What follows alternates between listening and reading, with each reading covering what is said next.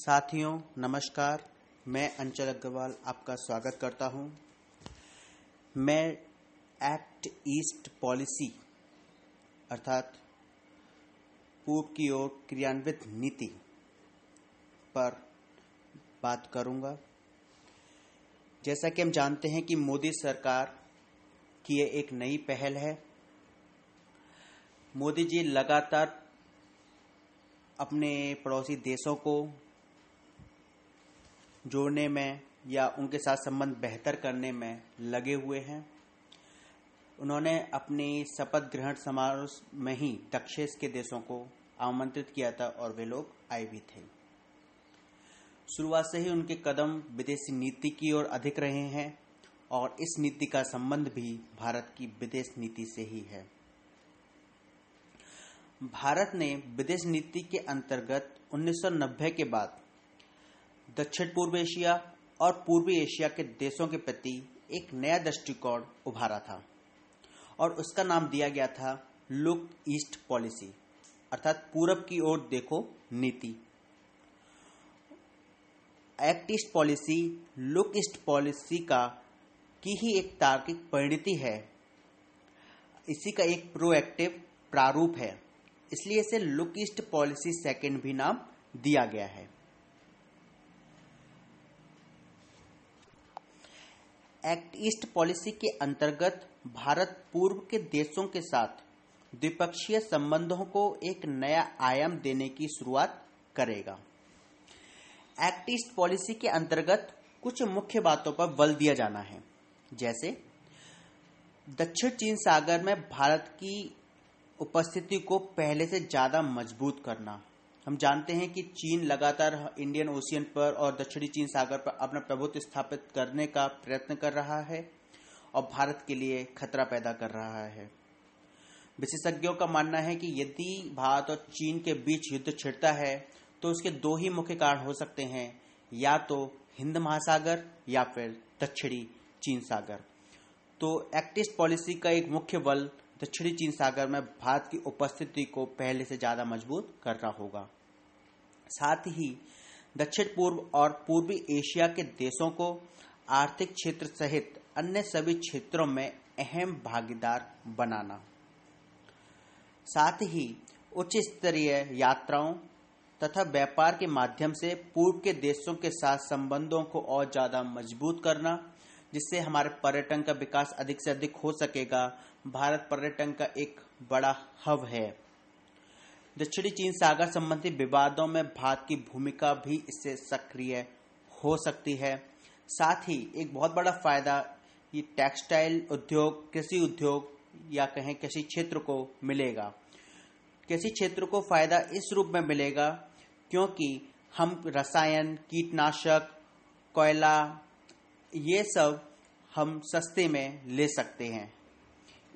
तो इस तरीके से ये इनके मुख्य बल रहेंगे एक्ट ईस्ट पॉलिसी के। प्रश्न यह उठता है कि एक्ट ईस्ट पॉलिसी क्यों अपनाई गई।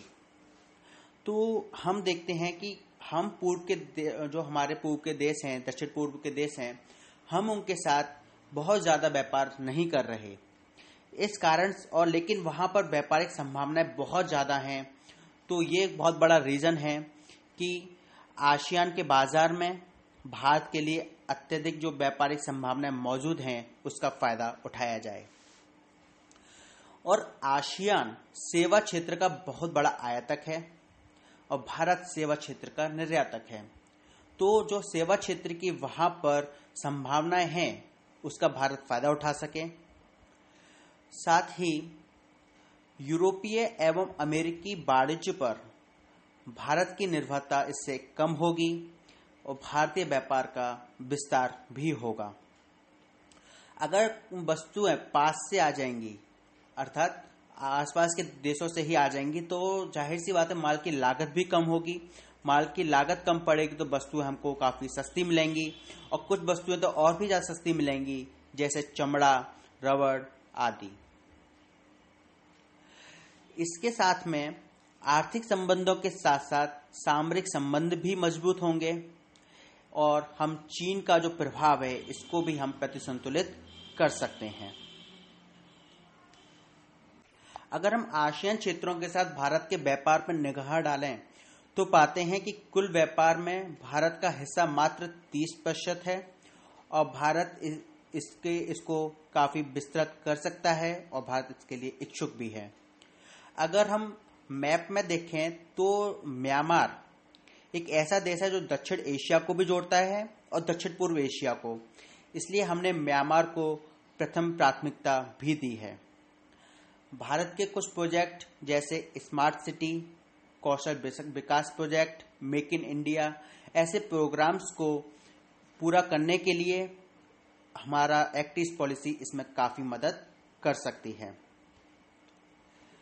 अगर हम देखें कि लुक ईस्ट पॉलिसी और एक्ट ईस्ट पॉलिसी का कॉमन उद्देश्य क्या है, ये दोनों ही किस एक मेन उद्देश्य पर कार्य करते हैं, तो हम पाते हैं कि हमारा जो पूर्वोत्तर क्षेत्र है जिसमें 7 सिस्टर्स और सिक्किम आता है, वो क्षेत्र पहाड़ी क्षेत्र है। इस कारण से वहां पर विकास करना हमारे लिए हमेशा से एक चुनौतीपूर्ण कार्य हो जाता है और जब वो चुनौतीपूर्ण कार्य हो जाता है तो उसका विकास करना आवश्यक भी है, वरना दूसरे देश जैसे कि चीन उसमें अपना प्रभाव दिखा सकते हैं। जैसे चीन अरुणाचल प्रदेश पर हमेशा अपना कब्जा जताने की कोशिश करता है। तो जब एक्ट ईस्ट पॉलिसी लागू होगी तो पूर्वोत्तर क्षेत्र का विकास अधिक से अधिक हो सकेगा, क्योंकि वहां से ही माल का आवागमन आदि होगा। तो पूर्वोत्तर क्षेत्र का विकास अधिक होगा, वहां पर्यटन भी बढ़ेगा, लोगों की आवाजाही बढ़ेगी और जब यह चीजें आएंगी तो निश्चित रूप से वहां जो आतंकवादी संगठन तैयार हो रहे हैं उनमें भी कमी आएगी। नक्सलवाद जैसी समस्याओं पर हम कम कर सकते हैं और साथ ही जब उस क्षेत्र का विकास होगा तो वो लोग चीन जैसे देश के प्रभाव में नहीं आएंगे और भारत को इसका बहुत बड़ा एडवांटेज मिलेगा। इसलिए हम देखते हैं कि यदि पूर्वोत्तर किसी भी कारण से अपनी भूमिका का निर्वहन अच्छे से नहीं करता है तो एक्ट ईस्ट पॉलिसी का प्रभाव भी बहुत कम हो जाएगा।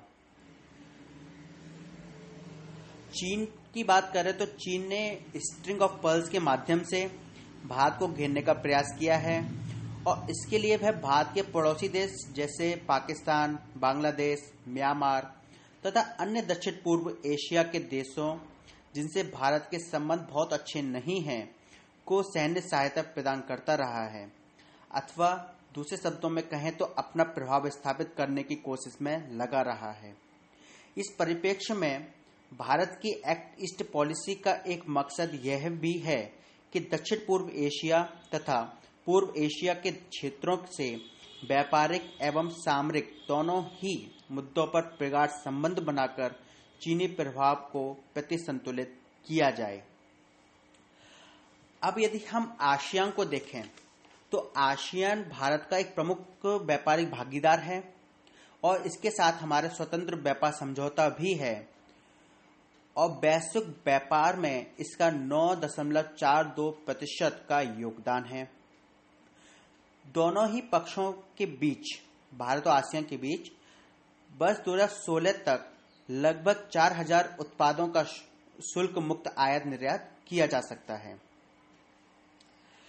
वर्तमान एक्ट ईस्ट पॉलिसी का अनुसरण करते हुए भारत आसियान देशों के साथ राजनीतिक, सामाजिक, सांस्कृतिक, सुरक्षा एवं विकासात्मक सहयोग के लिए रोड मैप तैयार कर सकता है, निर्धारित कर सकता है।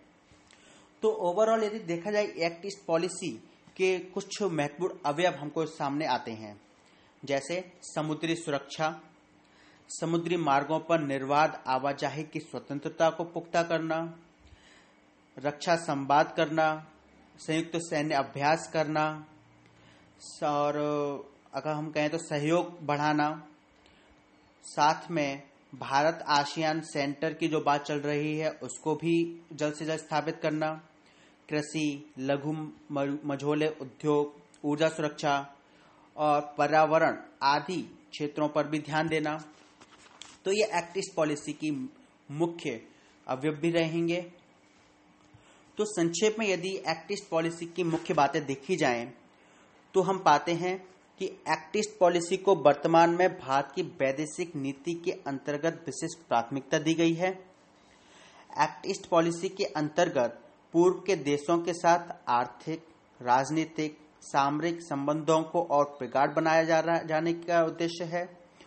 पूर्व एशिया के देशों के साथ संबंधों को नया आयाम देकर इस क्षेत्र में चीन के प्रभाव को प्रतिसंतुलित करना है। पूर्व एशिया क्षेत्र के अधिक से अधिक देशों को वीजा ऑन अराइवल मुहैया कराना है और साथ में पूर्व एशिया क्षेत्र में नए संपर्क सूत्रों की पहचान कर उन पर अमल करना है। पूर्वोत्तर का विकास करना है। हमारे जो पॉलिसी है make in India, skill India और हमारी स्मार्ट सिटी, ऐसे प्रोजेक्ट्स को पूरा करना है। साथ ही जो समस्याएं भारत में आंतरिक रूप से आंतरिक सुरक्षा के लिए खतरा है उन पर भी विजय पाना है और इन सब से फायदा यह भी होगा कि हमारा जो सीमा विवाद है वो भी काफी कुछ सुलझ सकता है और हम अपने व्यापार को विस्तार दे सकते हैं। यह सब उद्देश्य से एक्ट ईस्ट पॉलिसी की शुरुआत की गई है। संभवतः यह एक उचित पॉलिसी के रूप में उभरेगी, ऐसा पूरा अनुमान है। तो ये एक ओवरऑल डिस्कशन या व्यू था एक्ट ईस्ट पॉलिसी के बारे में। आप अपनी राय, अपने सुझाव मुझे जरूर मेल करें। मेरा ईमेल एड्रेस